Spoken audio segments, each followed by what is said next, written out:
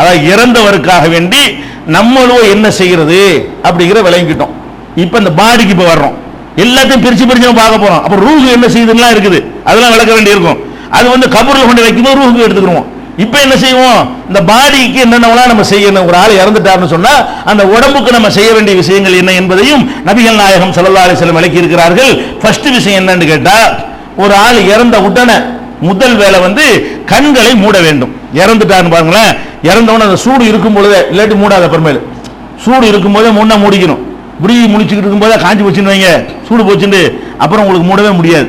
அதனால இறந்த உடனே அந்த உடம்பு நம்ம சொல்லுபடி கேட்கும். இப்படி மூட மடக்கணும் மடக்கிற மாதிரி நின்றுக்கிறேன், நீட்டினா நீட்டின மாதிரி நின்றுக்கிறேன், இப்படி மடக்க நினைச்சா மடக்கி அப்பவே மடக்கி வச்சுட்டீங்கன்னு மடங்கிக்கிறோம். கொஞ்ச நேரம் வச்சுருந்தா அப்புறமேல திறக்காது. உதாரணத்துக்கு அது மடக்கி வச்சிருக்கு நான் சொல்லலை, அந்த உடம்பு நம்ம சொல்லலாம் கேட்கும் கொஞ்சம் நேரத்துக்கு. அந்த நேரத்தில் நம்ம என்ன செஞ்சிடணும், ஃபர்ஸ்ட் வேலை கண்களை மூடிவிட வேண்டும்.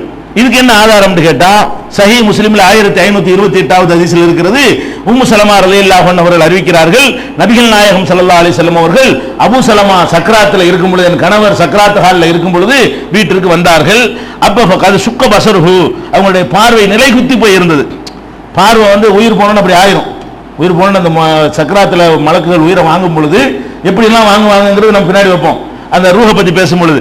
அப்ப அந்த உயிர் போனதுனால இப்படி நிலை குத்தி இப்படி நிற்கும், பார்க்கவே பயமா இருக்கும். பணத்தை பார்க்குற மாதிரின்னு சொல்றாங்கல்ல, அந்த பயங்கரமா இருக்கும்.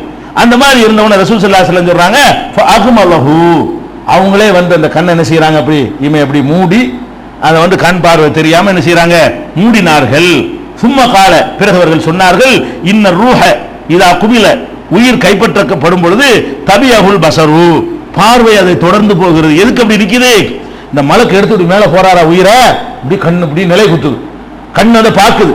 அந்த உயிர் போறதை பார்த்து என்ன செய்தான், அதை பார்வை பின்தொடர்ற காரணத்தினாலதான் எல்லா கண்களும் ஒரு நிலை குத்தி நிக்கிறது என்று நபிகள் நாயகம் ஸல்லல்லாஹு அலைஹி வஸல்லம் அவர்கள் சொல்றாங்க. ஃபர்ஸ்ட் வேலை என்ன, பாடியை போட்டுக்கொண்டு முதல் வேலை கண்களை மூடிவிட வேண்டும். இது ரசூல் ஸல்லல்லாஹு அலைஹி வஸல்லம் சொல்லி இருக்கிறார்கள். அடுத்து என்ன செய்ய வேண்டும் என்றால், இறந்த உடனே யாரெல்லாம் அந்த இடத்துல இருக்கிறார்களோ, ஜனாசா தொழுகையில செய்யற துவாவெல்லாம் தனி. இறந்த உடனே, இறந்துட்டார் என்ற உடனே அவருக்கு செய்யற ஏற்கனவே ஒரு துவா சொல்லி தந்து, நமக்கு ஒரு ஆள் இறந்த உடனே எங்களுக்கு இதை விட சிறந்ததை கூட அல்ல அப்படின்னு கேட்கறது நமக்காக வேண்டி உள்ளது. அவருக்கு ஒன்று செய்யணும். ஒரு ஆள் இறந்துட்டார், அந்த இடத்துல நம்ம நிற்கிறோம், நோயாளியே பார்க்க போயிருக்கிறோம், நம்ம பார்க்க போகும்போது நம்ம கண்ணு முன்னாடி இப்பதான் அவர் மண்டையை போடுறாரு, இப்ப நமக்கு என்ன கடமை, அதுக்கு ஒரு துவா இருக்கிறது.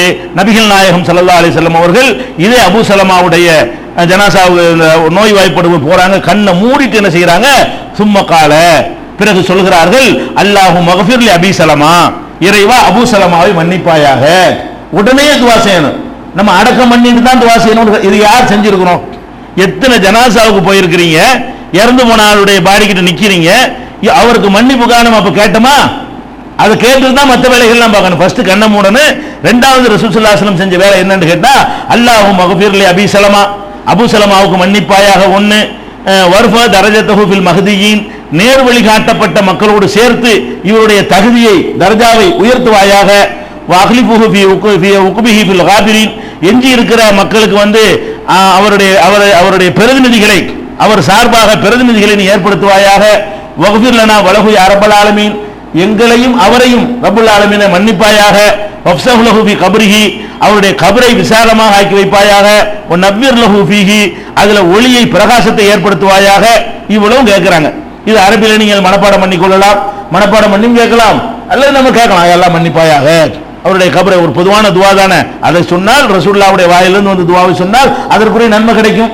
அதை சொல்ல தெரியல, மனப்பாடம் பண்ணி கொள்ளவில்லை என்று சொன்னால் இந்த கருத்தை உள்வாங்கி கொண்டு யா அல்லாஹ் இவரை மன்னிப்பாயாக. ஒன்னு, இவருடைய தகுதியை உயர்த்துவாயாக. ரெண்டு, இவருடைய இவருக்கு பிரதிநிதியை இங்கு விட்டு வைப்பாயாக என்பது. மூணு, அவரையும் எங்களையும் மன்னிப்பாய், நம்மளையும் சேர்த்துக்கிறது. இப்ப முதல் மன்னிக்கிறது அவருக்கு மட்டும், இப்ப ரெண்டாவது கேட்கும் பொழுது எங்களுக்கும் அவருக்கு மன்னிப்பாயாகிறது. மூணு, அவருடைய கபர்ல விசாலமாக்குவாயாக என்பது. நாலு, அந்த கபருக்குள்ள ஒளியை பிரகாசத்தை ஏற்படுத்துவாயாக என்பது. அஞ்சு, இந்த கோரிக்கைகளை நபி ஸல்லல்லாஹு அலைஹி வஸல்லம் அவர்கள் இறந்த உடனே செய்திருக்கிறார்கள் என்ற ஹதீஸ் சஹீஹ் முஸ்லிம்ல 1528வது ஹதீஸாக இடம்பெற்றிருக்கிறது.